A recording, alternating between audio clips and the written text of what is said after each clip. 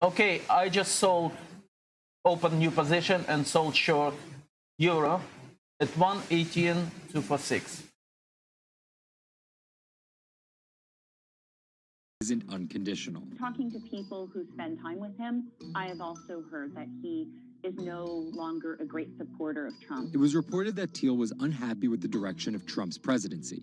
Ever since, he's been mum, making no public appearances, no statements, and staying out of the spotlight altogether. Although there have been suggestions that Trump could tap Thiel for a top intelligence post or ambassadorship, there's no indication he'd accept. He's described his relationship with politics as schizophrenic. He gets really involved, and then he runs away as fast as possible. Whether Thiel takes a new position or simply continues as a board director at Facebook and Palantir, at just 50 years old, he's primed to wield some serious influence in technology and politics for decades to come.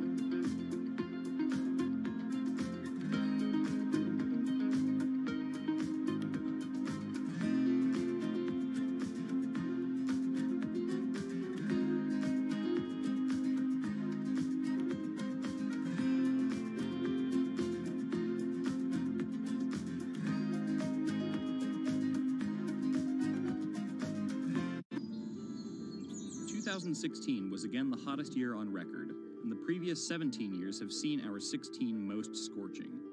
Scientists overwhelmingly agree. Global warming is the culprit.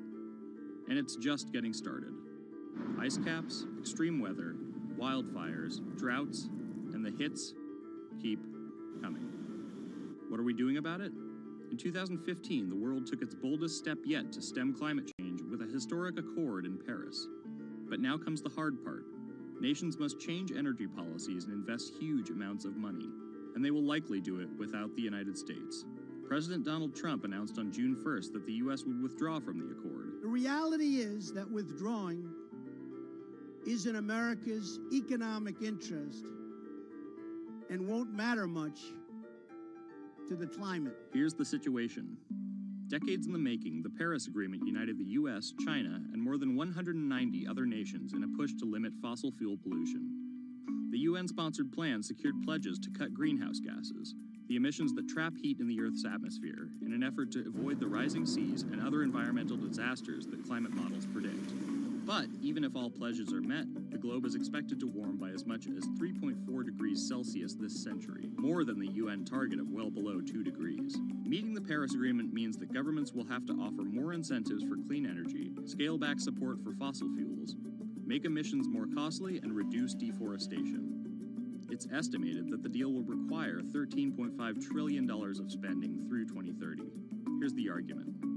Unlike past climate pacts such as the Kyoto Protocol, each country set its own Paris targets and then promised to revisit and improve them. The U.S. was primed to play a lead role in climate change, but Trump's Energy Independence Executive Order reverses Obama-era rules and directives put in place to combat climate change, and expands production of coal, the dirtiest fossil fuel.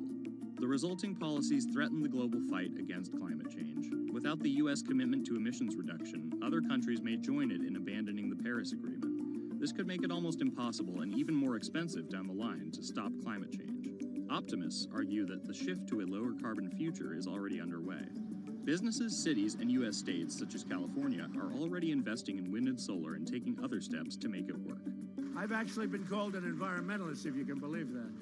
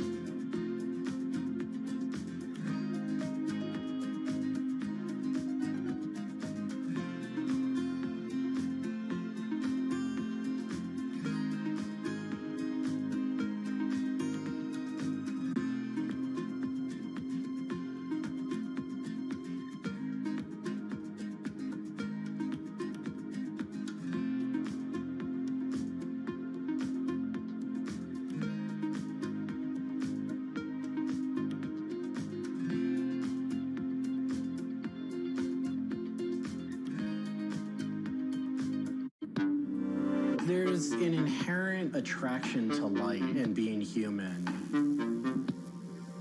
And I think on a very deep psychological level, light is this way in which we experience the energy surrounding us in a very personal manner. My name is Matt Dilling. I'm the founder of Light Bright Neon Studio, and we manufacture, produce, and restore neon works of art and design.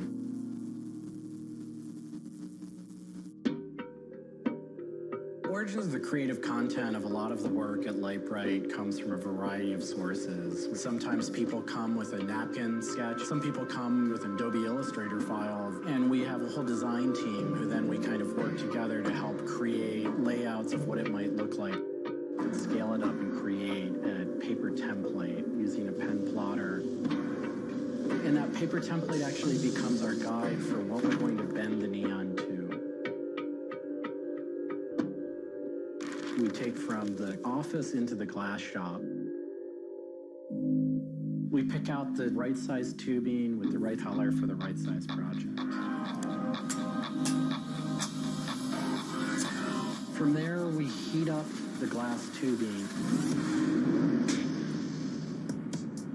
The torches heat the glass well in excess of 1,000 degrees in order for it to get into its molten state. We heat up and bend the glass tubing to match the template. One of our chandeliers has over 100 different bends in it. So each one of those bends has to be marked for a heated up bend. We also have to allow the glass to cool between the bends so that the next area can be worked on and heated up in its own unique fashion. It turns into spaghetti, and then we have to make sure that that spaghetti lines back up and cools to the template. We use a blow hose to connect our mouth to the tube, create a volume that's closed, and we can control the pressure in there with our mouth. There's just a variety of challenges that come up inherently in working with glass. Glass can crack due to stress, and sometimes you'll just have a batch that all it wants to do when it gets near a torch is crack.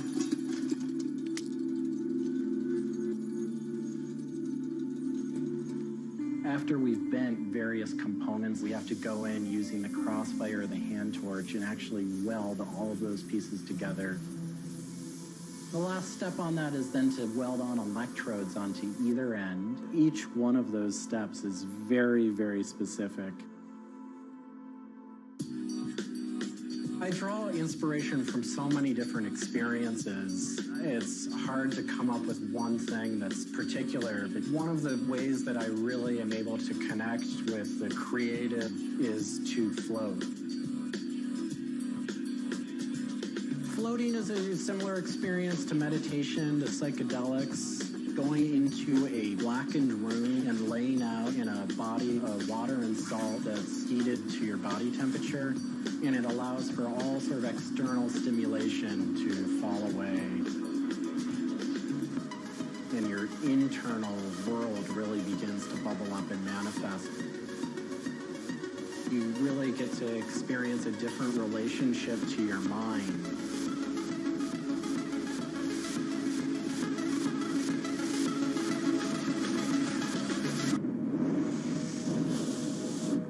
I work with neon because I can't not work with it.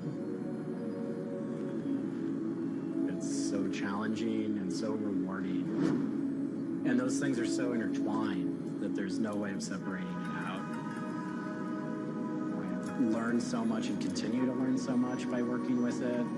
I find so much inspiration in working with it, and I just continue to experience new and different things through the medium. It's that close to me at this point.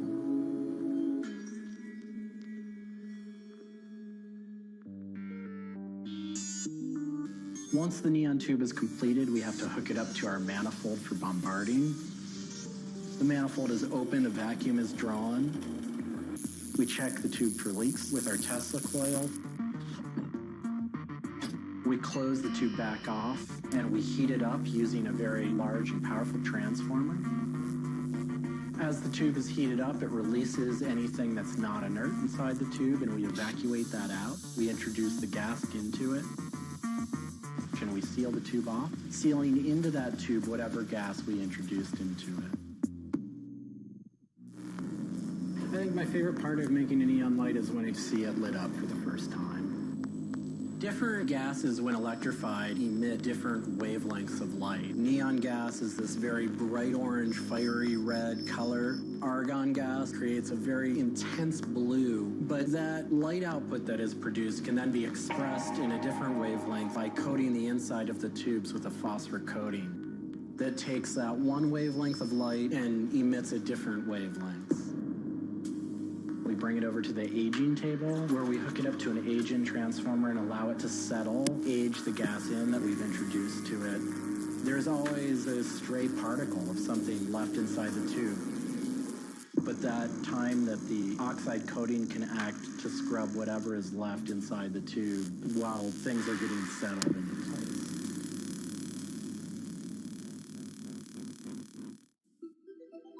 Once the tubes are aged in, we move on to our process of assembling two halves of the fixture together in a jig, gluing up the center of the fixture to its spindle. Once the adhesive dried, we would connect the wires from the fixture together into a transformer, and we turn on power and it lights up.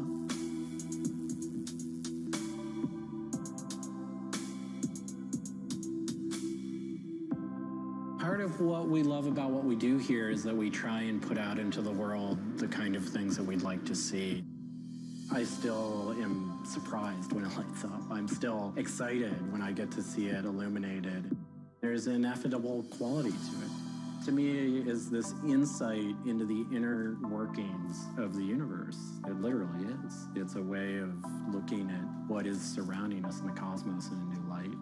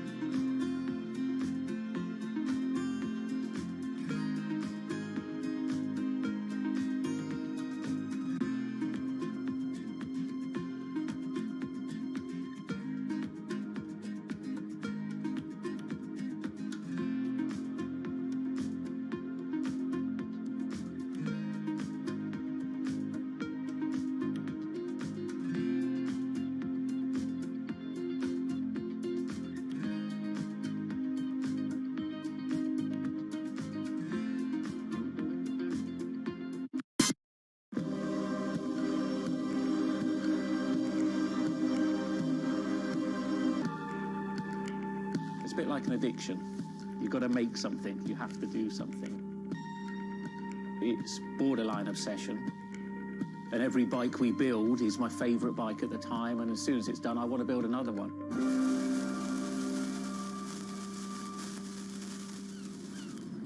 Sven Cycles is something I've been thinking about ever since I started cycling in my late teens. We want bikes that ultimately you'll really enjoy riding.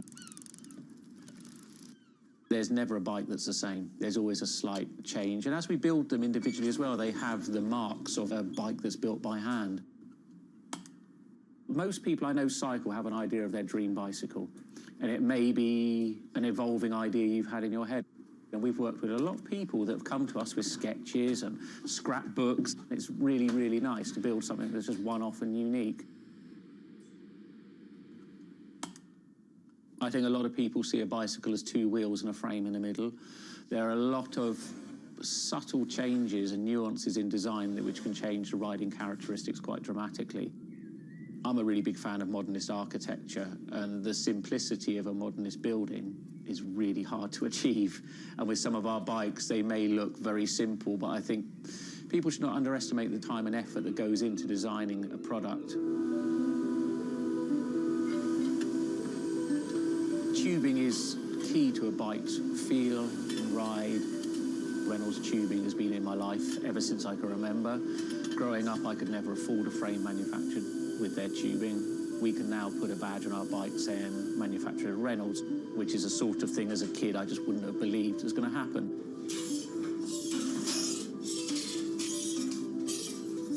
Every part of the bike has a specific tube.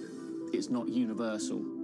The first thing we do is get the tubes out, check they're correct, check the wall thicknesses, sand the edges, make sure it's all really clean, because if it's not clean, the tubes won't join together correctly. We build in steel because I still believe it's one of the best materials to use. It's been used in bikes since the late 1800s, and they're still using it now for a very good reason. It's the flexibility that we can replace the tube, repaint the bike, and you wouldn't know it's damaged. I just like working with it. It's very sculptural. This isn't sort of aerospace precision engineering. It's a steel rule and a marker. So when we're cutting the tubes, it's within a mil or two. But what we're trying to do is take the best from bicycle building in the past and add a little bit of modern flair to it.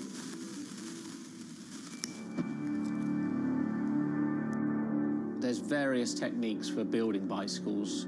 We do a thing called fillet brazing, where you connect a pipe together. We use a bronze rod and a flame.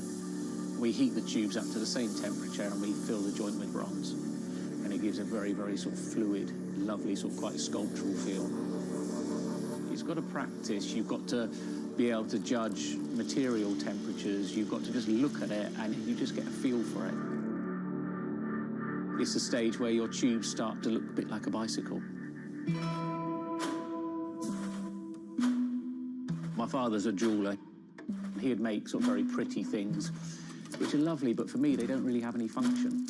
What I love about bicycles, you can start on a Monday with a box of tubes, you can be riding it by the weekend, and it can last you for the rest of your life.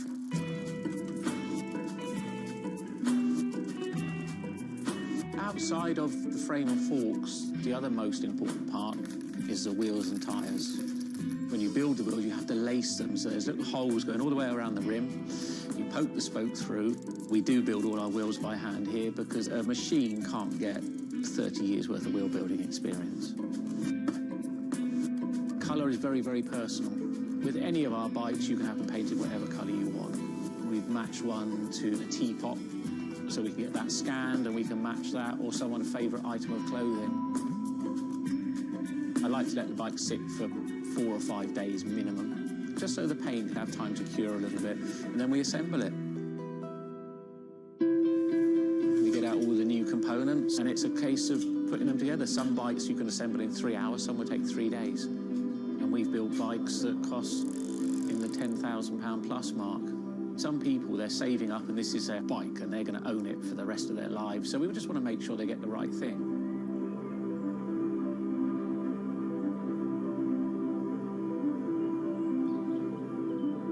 I think the bike, for me, was the first time I had some freedom. So as soon as I had one, I was off. lot of people still get that thrill as when they were a kid blasting down a hill, wind going through their hair. It's fun. Everyone has their favourite jacket or something that just makes them feel good. If you've got a bike that fits well, you actually feel part of it. Building bicycles as a creative outlet is fantastic. It's not something you do because you're going to get a big paycheck at the end of the day. You do it something you have a passion for it.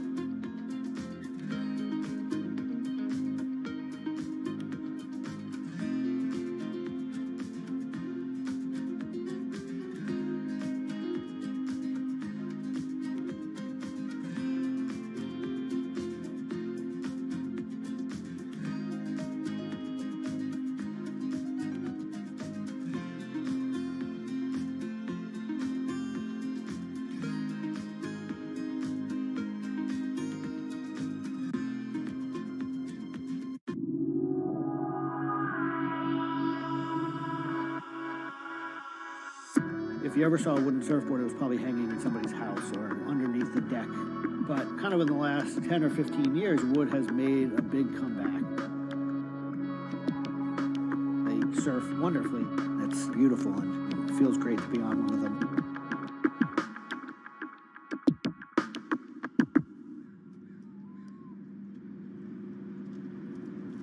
I always had a love for wood and kind of passionate about things that went in the water. I've kind of been around wooden boats most of my life. There's just so much character. The way they're built, the stories that come with them, a lot of that has translated over to why we build surfboards the way we do.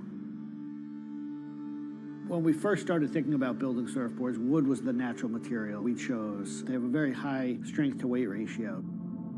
Wooden surfboards have the longest history of use in the surf world than any other material. People have been surfing wooden surfboards since kind of the first documented history of people riding waves. The board starts in CAD, where we take a 3D model, break down the shape, and kind of create frames and templates and all the inner parts of the board that we get cut on a CNC machine.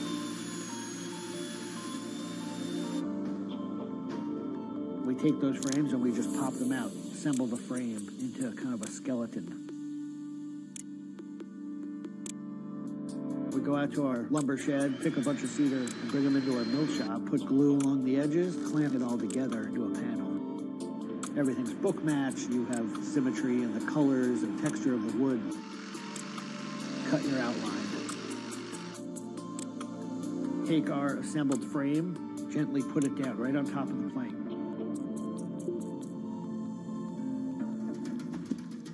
Once that foundation is started, you're basically building up the three-dimensional shape, the outside part of the board, using lots of strips that kind of interlock and fit together.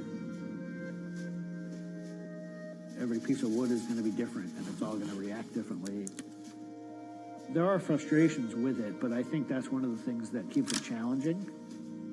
You learn to read the kind of what the grain lines are doing and what the color of the wood is telling you.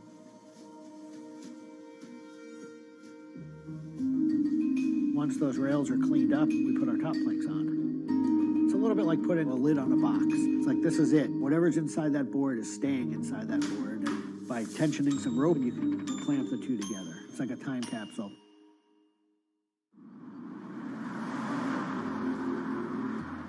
What makes our boards unique are they are built right here in York.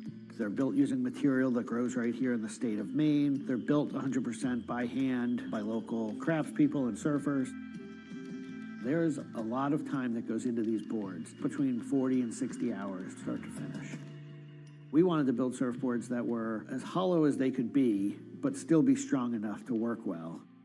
Too light and they don't surf well, but too heavy and they don't surf well. So there's a balance point there, and that's where we try to be. Taking the board off the rocker table once the top has gone on, that is by far one of my top favorite parts. It's just you and a shaping stand, a board, and a hand plane. Everything else is out of your view. It's simple, it's pleasurable, it's quiet. You can be with your thoughts and you can just kind of be present. There's something about taking a nice sharp edge tool to a beautiful piece of wood and feeling the curls coming off and knowing that every pass that you're making, you're kind of getting it closer and closer to what you have in mind.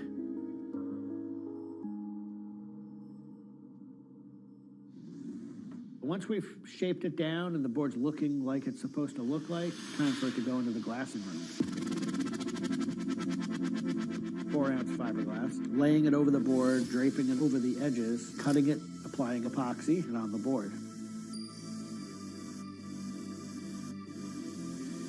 Once both sides are lamb coated, it's time to put in the hardware. Drill and router and install the fin box.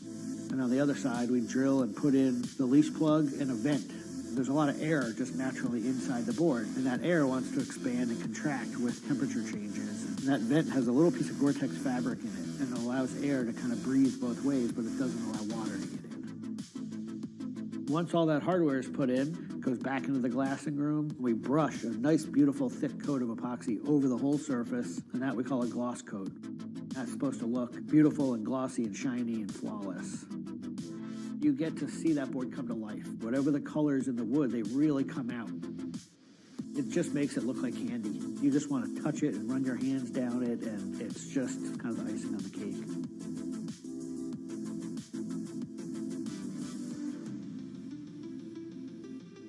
Once everything is hard, we put it into what we call the oven, get that epoxy to cure, really kind of bake it, and just get it to harden. Put in the fin, screw in the vent, and ship it out. We just love the idea of building something that's sustainable and long-lasting and made by hand. Kind of gives you a deeper connection to the product over something you might buy on a shelf.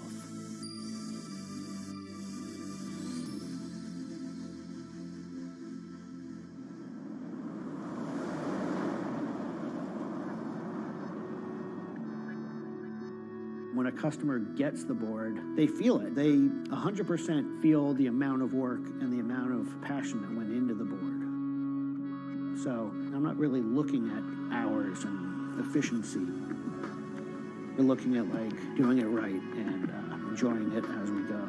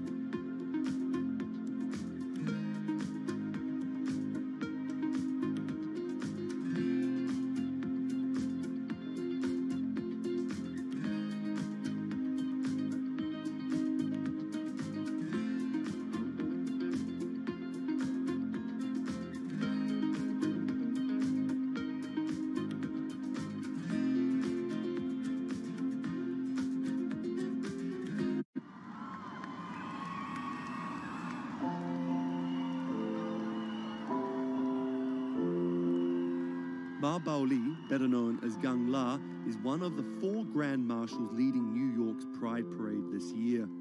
But in the country he comes from, being gay is still a social taboo. The CEO of a Beijing-based internet company is on a mission to improve the lives of millions of gay men in China. 对于每一个 LGBT 人群来说，即使这个国家不允许你跟同性爱人结婚，但是你仍然要勇敢地去选择你自己的生活，你仍然应该拥有幸福生活的权利。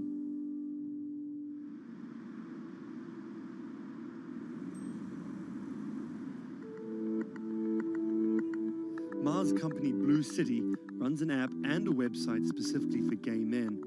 Blued is one of the biggest gay social networking apps in the world, with an estimated 30 million registered users. Unlike most other apps, Blued is more than just dating or hookups.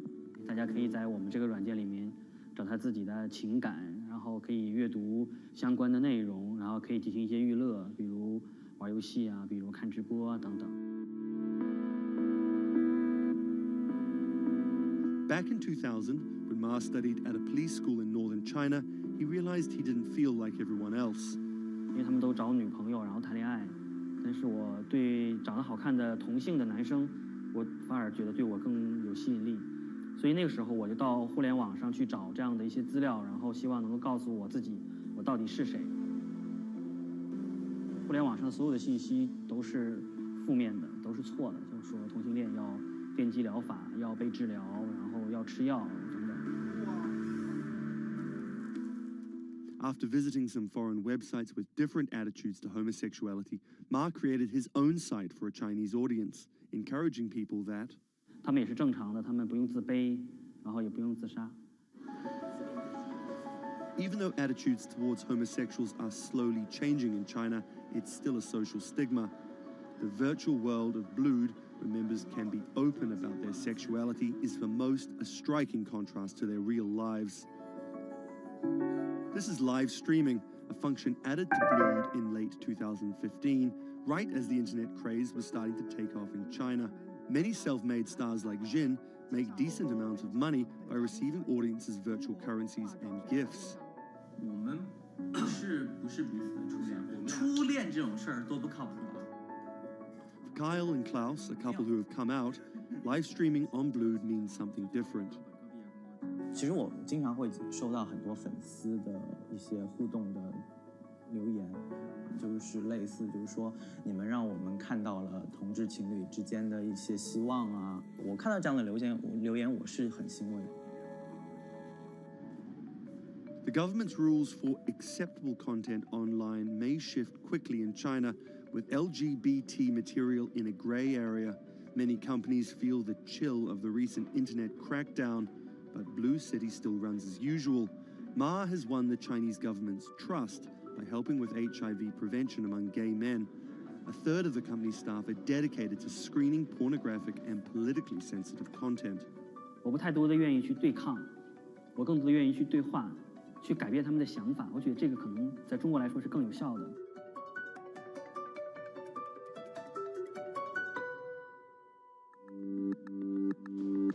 In the past 5 years, Blue City has grown from a team of 7 people to a promising business with about 250 staff. Ma said the company earned over $15 million last year, mainly through advertising and selling virtual currencies to live streaming audiences. Now the company is expanding overseas. 我希望吧，通过我们的努力，Blue D 能够成为全球第一家在美国纳斯达克或者是纽交所上市的这样的同质互联网公司。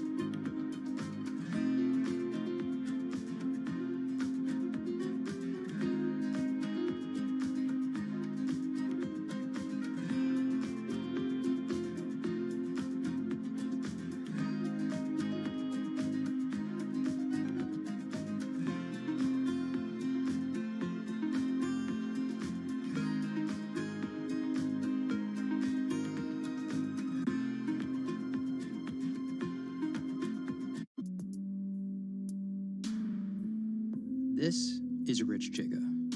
He's a Chinese rapper by way of Indonesia, and he's very popular on the internet. This is Joji.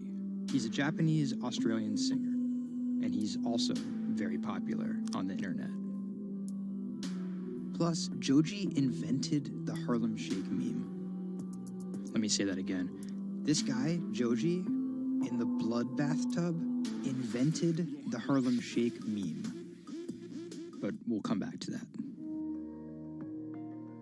So Rich and Joji are both signed to 88 Rising, an entertainment company hoping to build a lasting global brand that will outlive singular moments of virality.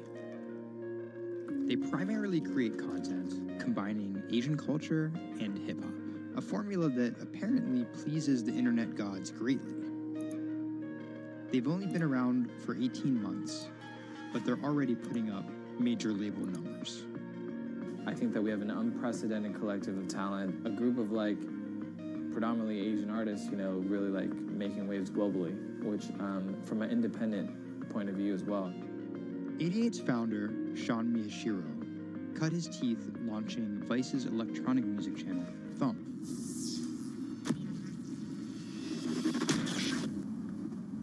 But quickly, Sean became interested in life beyond dance music. I knew that after launching a whole content platform that I have kind of the ability and the know-how to do it again, but like for what was the question. So Sean moved to the Bronx to start over and figure it out. He couldn't afford an office space, so he worked out of his car at the top of a grimy parking garage. Everything kind of started here. If you look around, this is my environment. This is my serenity, really. 88 Rising was built here. Built on the grounds of LA Fitness, residence in a parking garage. I was living in the Bronx. I'm just like, damn, where the hell do I go? So I just come up here and I I just kind of figure things out every single day. Being like, okay, what the hell is this thing? Coming here was kind of like my own kind of private office, basically. Like, to be honest, I would even go to the bathroom here. I would like take pisses here, you know what I mean? Like, it was, it's just too far to go back down there. When I need Wi-Fi, I'd spend a good part of the day at Dunkin' Donuts. Hi, how are you? Can I get a chicken snack wrap? Before 88 Rising officially launched, Sean caught a surprise break in the form of a Twitter friendship with a funny 16-year-old kid from Indonesia named Brian, who taught himself English by watching Rubik's Cube tutorial videos on YouTube. Seriously, that's true. I thought his Twitter was genius, from the future, just crazy, and like just the shit that he was saying, like the memes he was making. But I didn't know that he rapped or anything like that. I really didn't, and he came up with that stick like 2 weeks later. 12 in the morning, pop shells for a living and baby gon' smell blood trail every minute road. Dat Stick was Brian's first ever attempt at making a rap song, and it immediately went viral. Everything was great about it, but the one thing that I noticed is the song was hard as hell. Just like everything about it, man. Just like, it was menacing, bro. Soon after the video dropped, Brian signed with 88 Rising. I'll FaceTime with Rich.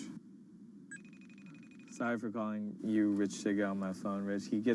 Brian, he gets like super pissed off that he's saved in my phone as Rich Chiga. He's like, dude, am I not a human to you? What's good, bro? What's good, brother? How you doing? Doing great. Let's do the sound check. How was it? It was tight. So, Brian could definitely rap, but some viewers understandably took offense at a Chinese kid satirizing rap cliches and calling himself Rich Chiga. But if a group of well-known rappers saw the video and genuinely liked it, that could at least help validate Brian as a legit hip-hop artist. Plus, it could be really funny. It was just kind of an idea that I just had on the spot. Everything that rappers say is better and funnier and smarter and wittier. You know, it's just more entertaining. We just edit it as tight as possible, put it up, and it really worked. Yo, this nigga got a pouch on a Reebok pouch. This is the hardest nigga of all time. You said when you come for a trigger like me, that was dope. Like, it's just lit, and I think people will take it as a joke at first, but it's like if he ran with that and kept doing more videos like that, it's just lit. You know, I'd never been to America before, and like all of a sudden, it's like I see like all the rappers that I listen to just like reacting to my stuff, and I was like, what? How did this happen? The reaction video also went viral, and even led to a remix of Dat Stick featuring Wu-Tang's Ghostface. I'll get on that track. You know what I'm saying? Yeah. Really, on the remix? Yeah. Oh, you know him? And yeah, the remix went viral too. Brian has since acknowledged the misstep in his name and claims he may change it. But for the time being, he's still Rich Chigga to his fans. An ever-growing global audience, hungry for more releases from emerging talent around the world. I didn't know that it was gonna be this impactful and this important to people, and I'm very thankful and blessed that it has. And every day now that I wake up, it's like it's just like a new mission every day. A major part of that mission involves Joji. Remember the bloody bath guy? He's a former YouTube personality in the middle of a career transition. The sound of this song, Will He, it's like a trap song that you can like slow dance to. Awkward prom shit, you know what I mean? I used to do crazy episodic internet videos. It was going well, and one day it was me and a few friends just in a room. We were casually chilling, and then someone plays the song, and it's brand new at the time. I happened to have a lot of costumes laying around, so I told the other guys, I was like, get in these costumes and let's just dance to it. Like, who cares? We were like, okay, let's just go crazy at the drop. So that video goes up. I go to sleep, and the next morning, everyone's doing it. Like, next morning.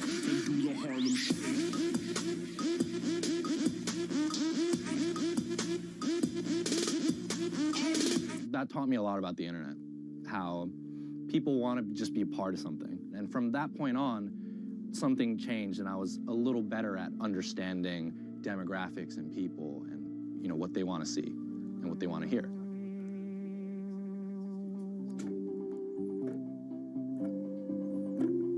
I was friends with a couple other artists who were affiliated with 88, and then I also started to realize that 88 is the bridge between Western and Asian entertainment, and I really wanted to be part of that. Joji just released the In Tongues EP, his first project as a serious artist. Joji's In Tongues record came out a couple weeks ago. It's #2 on Billboard on the R&B charts, which is crazy for, independent release, and he's like a brand new artist. And the success is even more impressive, knowing he went from creating something like this. It's just Taco Bell. Okay, ladies and gentlemen, I'm placing again stop on profit for euro at 118.22.6. So, like, if people followed my trades for quite a while, it give us, if it will execute at this price, it will give us £200 in profit. Yeah, so it's nice round number, 22.6. I want to touch him. What do you guys think of Joji? He's That's my dad, son. You guys cop the new EP or like? Yeah. I woke up at 6 in the morning just to cop that shit. And then I listened to it, and that shit started making me cry. This is actually kind of exciting. Every time, this never gets old. Like, you live online and social media, but like, there's nothing like just being with the people.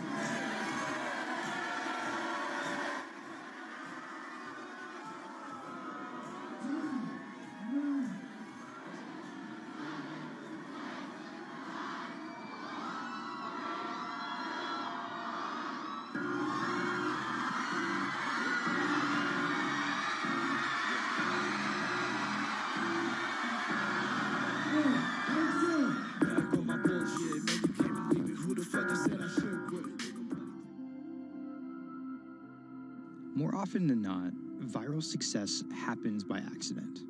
And then after an appearance on Ellen or Jimmy Kimmel, the creator's star power fizzles out. But Idiot Rising has figured out how to turn potential gimmicks into brands with an actual following that keeps coming back for the next thing. Oh, shit!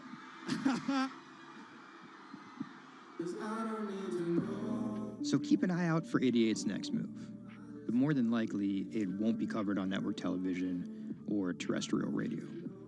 Although, as they've already proven, nowadays that really doesn't matter.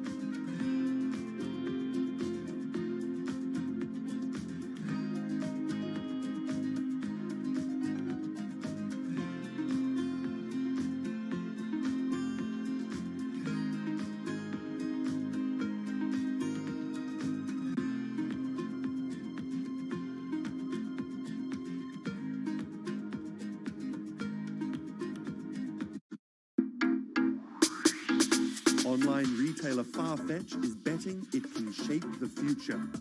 This is its concept store, showcasing the latest in retail tech.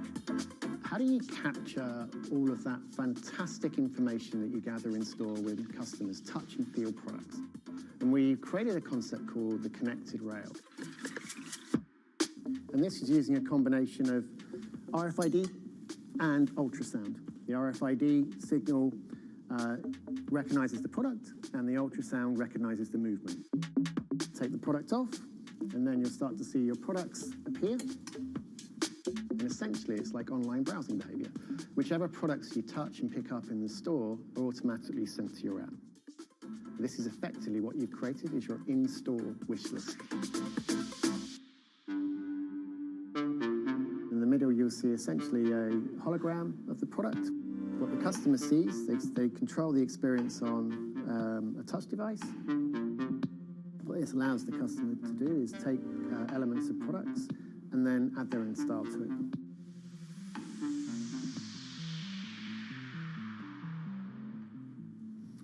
Right, so this is the connected mirror. So in this example, I see my products. I select a coat, and that's tried it, and it's slightly too big for me. So what I can do is choose an alternative size and send a request to the sales associate, and they'll bring that size to me in the fitting room mirror. You'll also see that we've got some product recommendations here. Crucially, the sales associate's able to push items into the mirror from their device. If you wanted to, you could simply use the mirror and pay and go. Your items would then be packed and dispatched to you afterwards.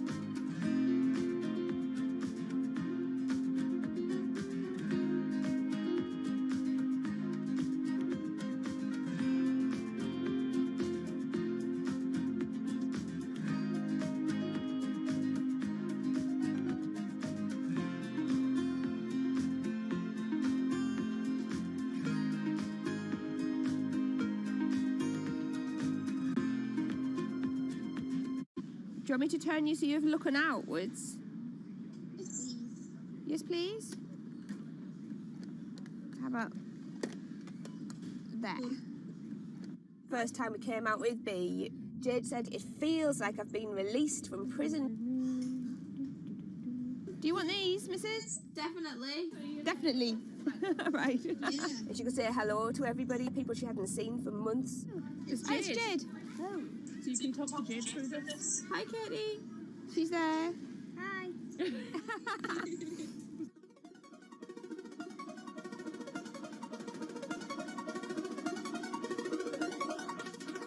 Every time anyone's seen her, they want to know why she's there. And it's kind of the opposite of when you're in a wheelchair and people see you and they kind of go, oh, should I look? I don't know what the right protocol is. When there's a tiny robot with its bright little eyes going around just looking happy everywhere, it really opens you up for conversation. We've got some friends here, look. Hiya! When I saw her for the first time, I remember thinking, this is going to change things. This is one of those points where if this was a book, this would be the cliffhanger.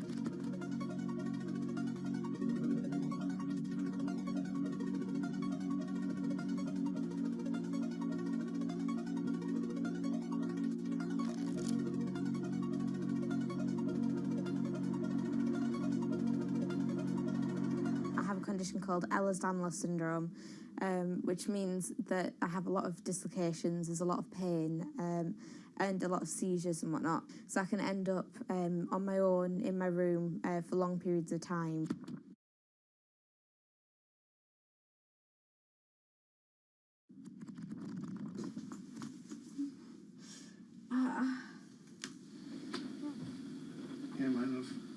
A lot of the time, with a condition like my own, of course there's the pain, and the pain is bad, and the dislocations are bad, and the seizures and being in paralysis and never knowing whether you're going to be able to wake up properly tomorrow, that's bad.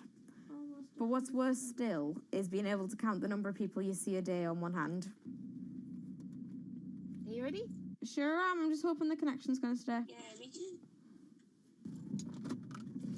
Alright, here we go.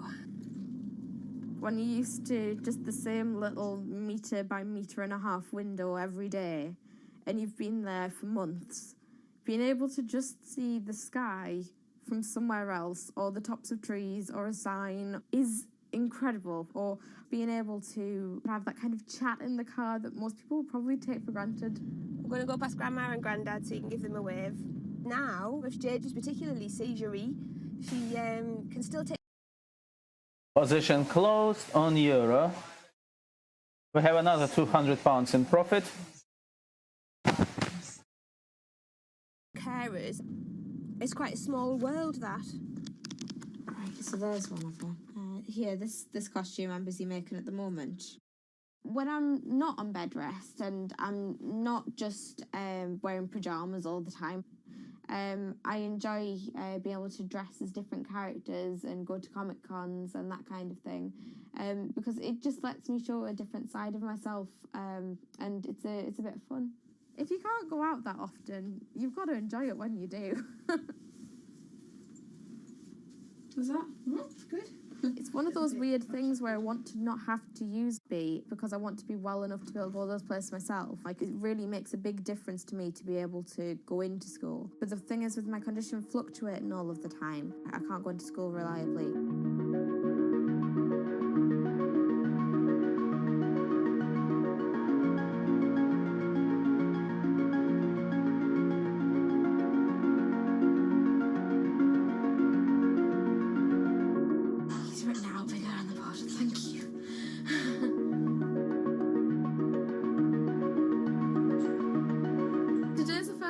I've been in school via B, and so far it's interesting. Still a few little things that we need to work out, but for the most part I think it's going fairly well, and it's brilliant because I can really tell the difference between today and yesterday. How yesterday I forced myself to go into school when I wasn't very well, and I was really tired afterwards and ended up having loads of seizures, whereas today I've been able to do all of the work, I've been able to keep a clear head and not be ill.